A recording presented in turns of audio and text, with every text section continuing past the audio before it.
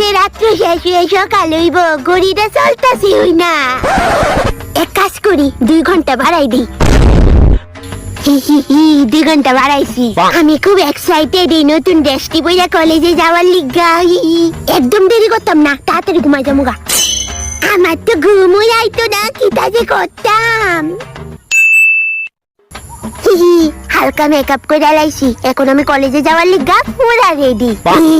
দেহি ঠিকঠাক লাগতাছি নি? মা, কিতা আমি কলেজে যাইতাছি গা, বুঝছো? যাইতাছস গা মানে ভাত খাইতে না?